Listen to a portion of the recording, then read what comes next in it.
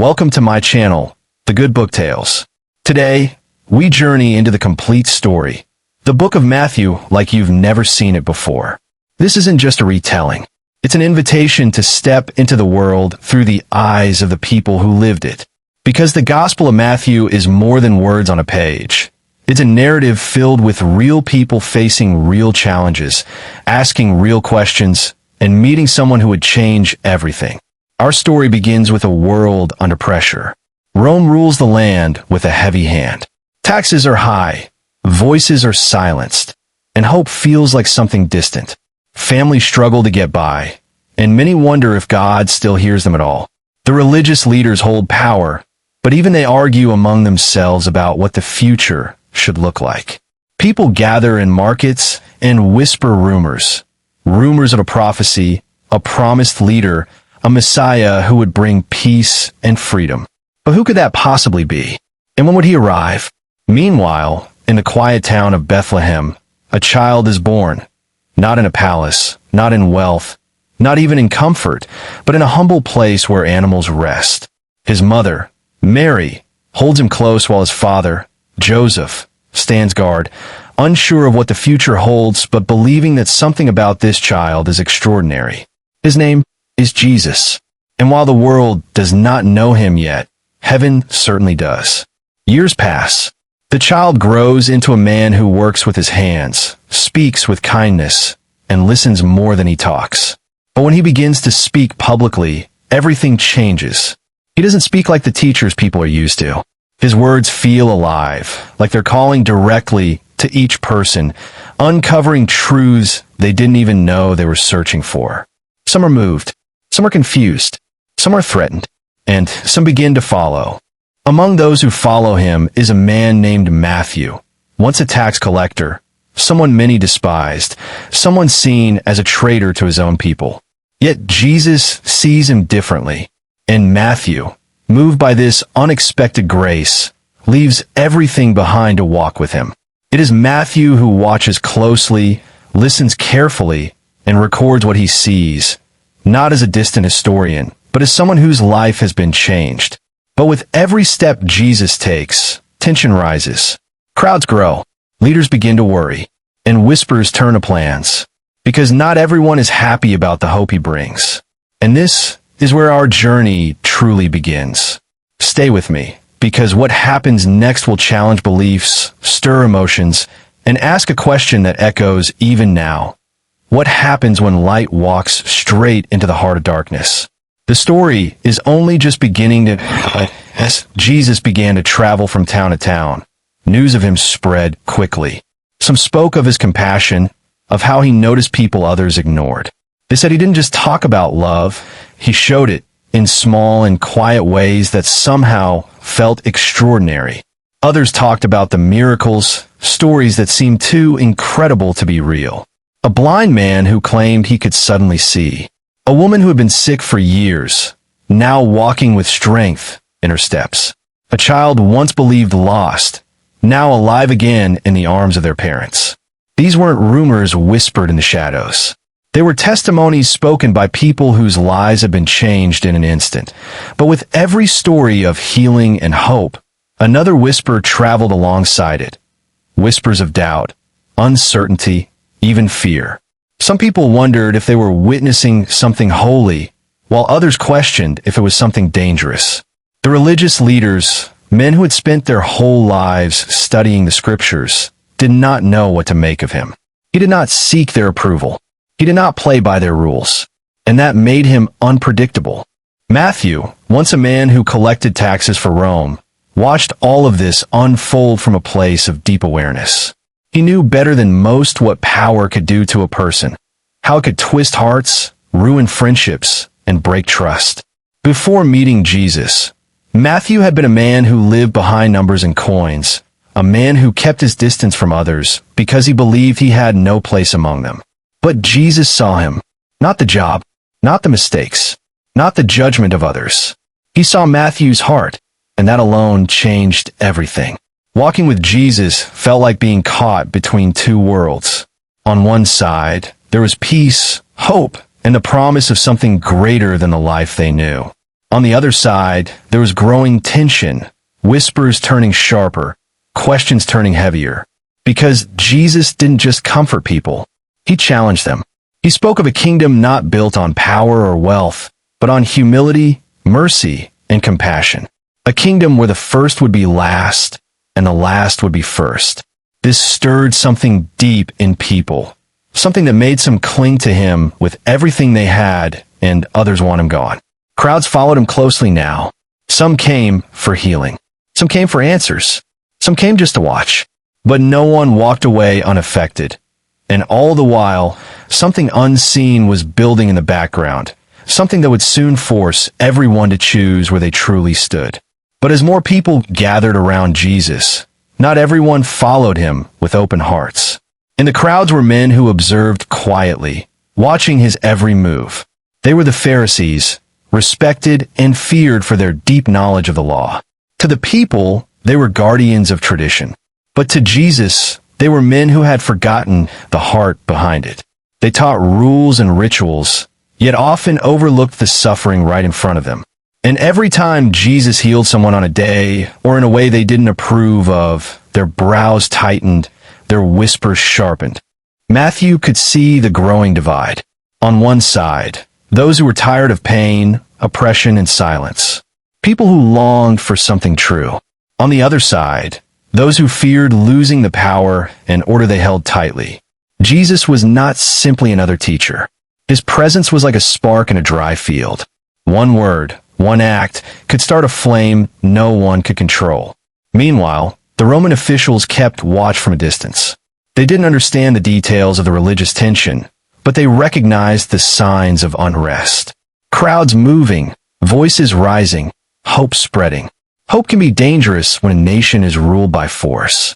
And Rome did not tolerate anything that threatened stability. Among the followers, too, there were quiet questions. Some believed Jesus would lead a revolution.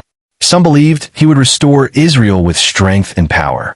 Others followed simply because his words made them feel seen, maybe for the first time.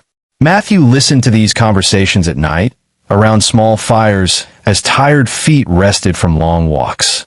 Each person tried to understand who Jesus truly was. A teacher? A healer? A prophet? Or something far more than anyone expected? And still, the answer had not yet been revealed. As Jesus continued traveling, his teachings grew bolder. He spoke openly in marketplaces, on hillsides, inside crowded homes where people pressed shoulder to shoulder just to hear a single word from him. His message was simple, yet deeply unsettling. The kingdom of heaven was already near. Not someday, not far away, but here, unfolding in the lives of ordinary people. It was a message of hope, but also one that disrupted everything people thought they understood. The Pharisees listened from the edges of the crowd, their expressions unreadable. They saw the way the people leaned in closer when Jesus spoke. They noticed the tears, the laughter, the long silent pauses that came after his words. And each time, their concern grew. Because if this continued, everything could change. Their laws, their authority, the delicate balance between Rome and their people, none of it would hold. Yet Jesus did not seem afraid. He spoke to the hungry, the grieving, the lost. He welcomed children and those others rejected. He ate at tables where respectable men refused to sit. And for some, this was undeniable proof that he was the one the prophets spoke of, the Messiah, the Savior. But others whispered darker interpretations. Could a man with such influence mislead the entire nation? Was he drawing people away from tradition? Was he challenging too much, too fast? Matthew watched the crowd swell.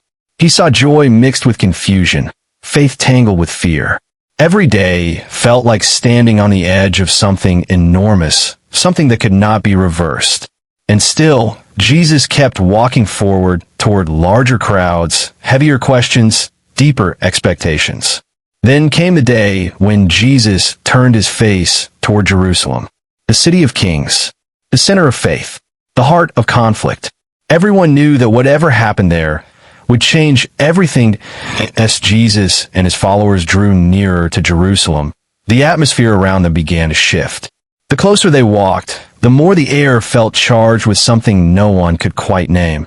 Anticipation, fear, hope, all wrapped together. People on the roads recognized Jesus now. Some ran ahead into the city to spread the word. Others fell in behind him, as if drawn by something beyond themselves. Matthew watched this growing movement and felt both awe and concern. Crowds could lift a man up, but they could also turn on him just as quickly. When they finally entered Jerusalem, the reaction was overwhelming. People waved branches, calling out words of joy and honor. It was the kind of welcome usually given to kings. Yet Jesus did not arrive on a horse or with soldiers. He came riding a humble donkey. The night before everything unfolded, Jesus gathered his closest followers for a final meal. The room was warm, lit by the soft glow of oil lamps, and yet the air carried a quiet heaviness. They sat close together, sharing bread and conversation, but Jesus' eyes held a depth that made Matthew feel as though something irreversible was drawing near. Jesus spoke gently, reminding them of everything he had taught: love, forgiveness, compassion. He told them they would need these truths more than ever. And then, in a moment that felt like the breaking of something delicate, he revealed that one of those sitting at the table would betray him. The room fell still.